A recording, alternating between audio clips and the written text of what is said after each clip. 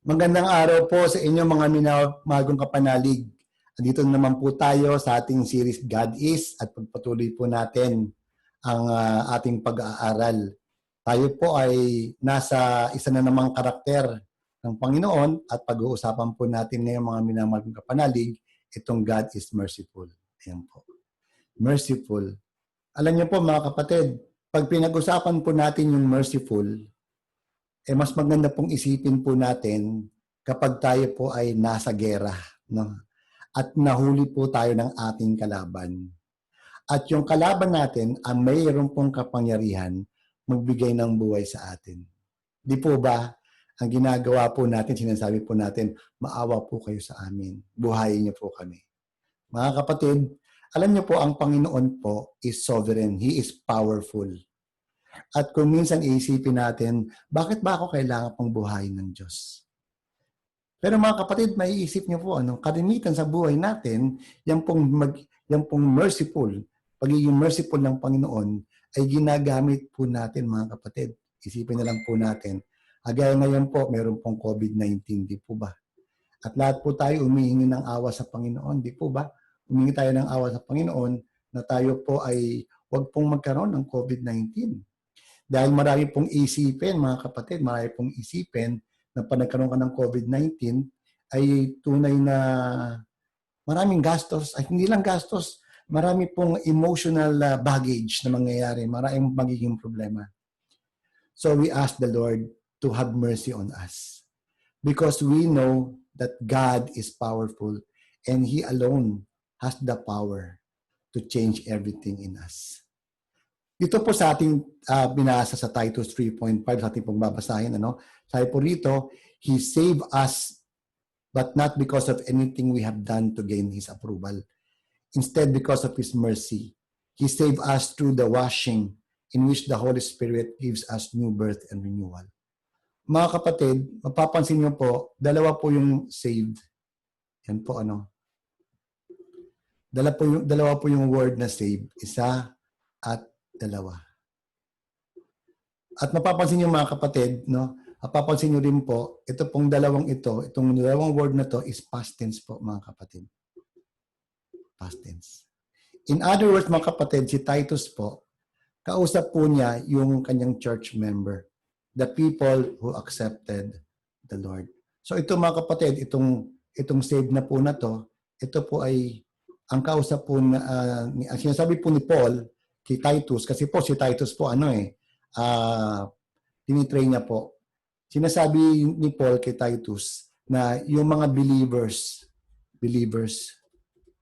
yan po mga kapatid, yan po mga believers ay naligtas. Yan po. He saved us. Saan ba tayo naligtas? Unang-una. Mga kapatid, dapat isipin po natin na tayo po ay naligtas unang-una sa ating kasalanan. Sa ating mga kasalanan. Yan po ang gusto ng Panginoon mga kapatid. Tayo po ay maligtas sa ating mga kasalanan. Kasi mga kapatid, aanin mo, for example, meron kang negosyo na malapit ng malugi. Tapos sabi sa Panginoon, Panginoon, ligtas niyo po ang negosyo ko. Oo, ang negosyo po na iligtas, pero makasalanan ka pa rin. Bali, wala po. Hindi nyo rin mararanasan ang pagpapala ng Diyos. So, unang-una, isipin po natin, tayo po ay niligtas ng Panginoon sa ating mga kasalanan. Dahil alam din po natin na kapag ang buhay po natin ay walang kasalanan, tayo po ay magkakaroon ng kagaangan sa pakikitungo natin sa ibang tao, lalo pat sa Panginoon. At mga kapatid, pag inisip po natin, lagi po since God is perfect, that His mercy is always perfect.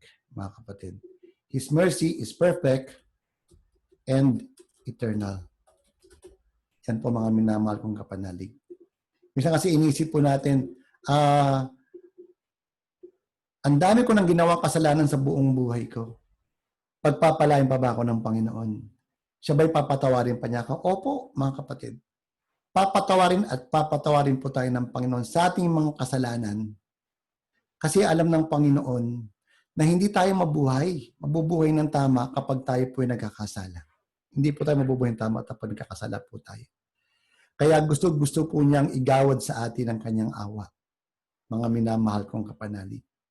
Kaya pag lumapit po tayo sa Kanya, huwag lang po tayong humiling ng kagalingan sa ating katawan, kagalingan sa kung saan-saan o provision. Hilingin din po natin na tayo po ay pagalingin niya sa ating mga kasalanan. At ito mga kapatid, sinabi dito, He saved us not because of anything we've done. Yan po mga kapatid. Hindi po ba? Ganyan tayo minsan eh.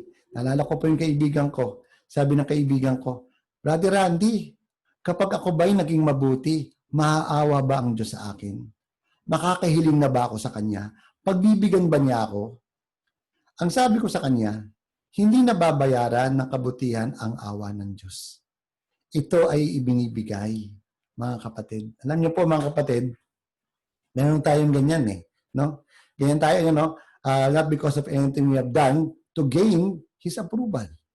Di po ba? Kailangan ba akong mag-attend ng maraming prayer meeting, Brother Randy? Magsimba ng marami, manalangin ng marami, nang sa gano'n ng Diyos ay maawa naman sa akin. Ganyan po nangyayari minsan, mga kapatid. Ganyan po.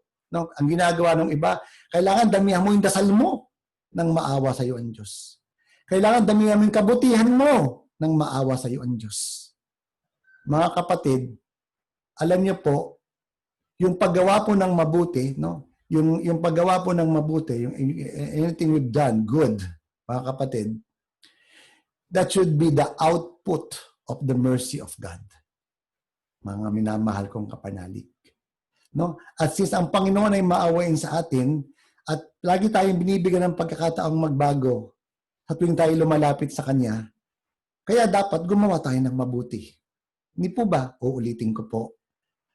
Ang awa po ng Panginoon ay dapat ang bunga po niya ay kabutihang gawa. Kasi uulitin ko po, hindi mo siya mabibili ng kahit anong gawin mo. Naalala ko pong nanay ko eh. I'm not against the devotees of Nazareno. Ang nanay ko po ay lumakad ng paluhod. Nung nalaman niya po ang tatay ko ay nangaliwa, lumakad na po siya ng paluhod. Tuwing Biyernes po yun. Ang kahilingan lang, magbalik ang tatay ko.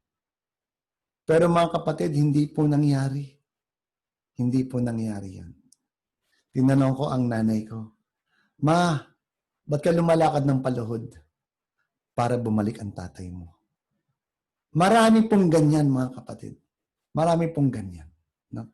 At kailangan, kung gagawa man tayo ng kabutihan, dapat po, uulitin ko na naman, dapat po ay dahil ang Diyos ay maawain sa atin. No? Output po yan. Kaya sinabi niya po, mga kapatid, instead, sabi niya, because of His mercy, He saved us through the washing in which the Holy Spirit give us new birth. Mga kapatid, no? Through the washing in which the Holy Spirit. Malaking bagay po ang role ng Holy Spirit dito, mga minamahal kong kapanalig. Ang laki ng bagay ng Holy Spirit. Kasi mga kapatid, ang Holy Spirit po, siya po yung mahalagang malaman natin na mapasa atin upang tayo po ay magbago. Regeneration. We are a new creation. Kaya nga po ginamit itong washing, mga kapatid. No?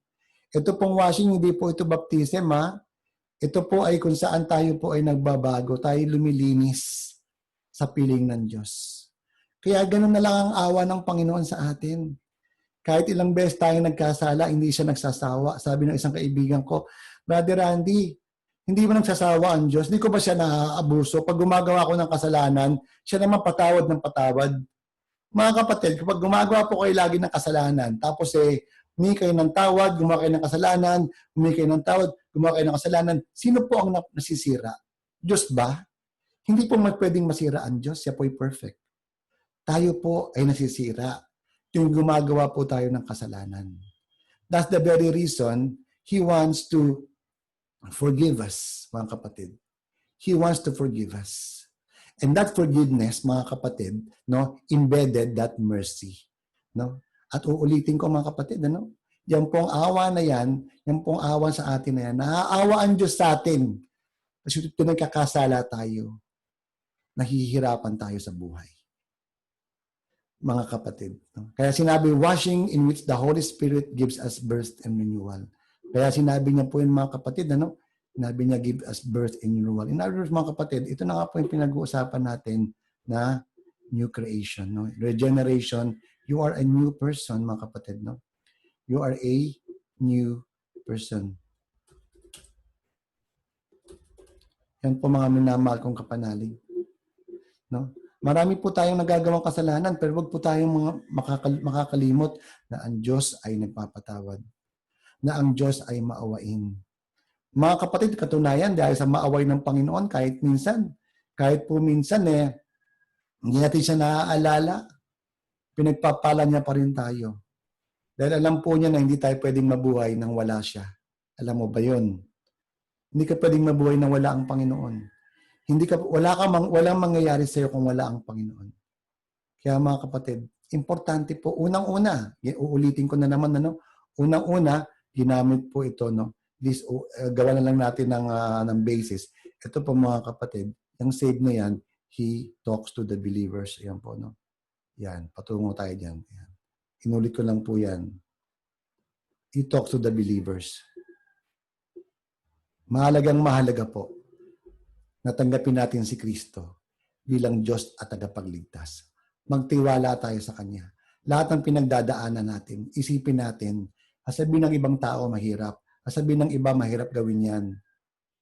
Magkasala ka na lang para magawa mo yan. Mga kapatid, ibang klase po ang ating Panginoon. Sa tuwing tayo po, mga kapatid, ay nadadarang sa kasalanan. Lalo kung tayo po ay naniniwala sa Kanya. Kaya ang ginawa niya, sinabi niya, saved . In other words, kung ikaw man ay nagkasala, you're in the process of saving, mga kapatid.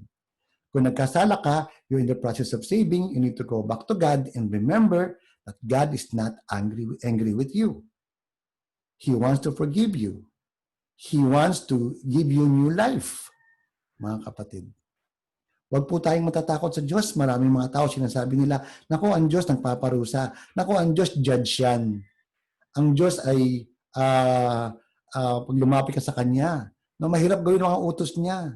Hindi yun mga kapatid. Hindi po ganun ang Diyos. Ang Diyos po ay nagbibigay po ng mga utos sa atin nang sa ganun umayos ang buhay natin. Pero hindi ibig sabihin kapag nagkasala po tayo, pag lumapit tayo sa Kanya, sasabihin niya sa atin, ayoko na sa iyo, sawa na ako sa iyo. Hindi na ako maaawa sa iyo, abusado ka. Hindi mga kapatid. Ang Kanyang pong awa ay hindi po natatapos. Uulitin ko po. That His mercy is perfect and eternal. Tayo nga pong magsasawa mga kapatid .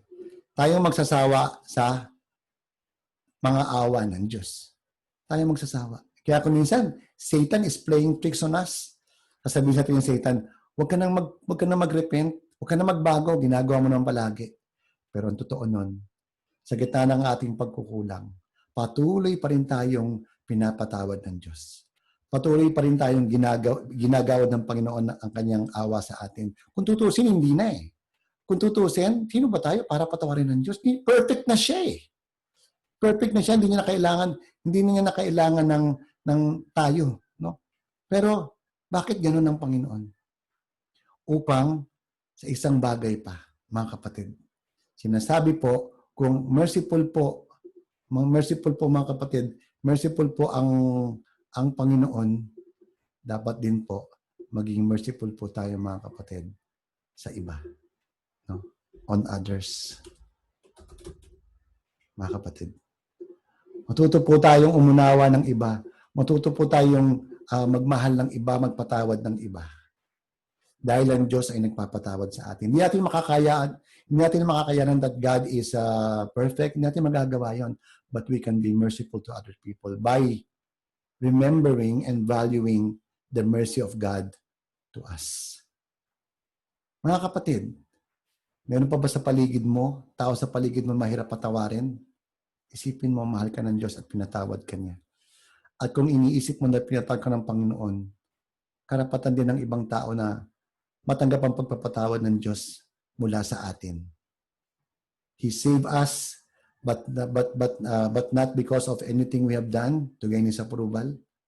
Instead, because of His mercy, mga kapatid. Because of His mercy. And that mercy, mga kapatid, opens a lot of doors.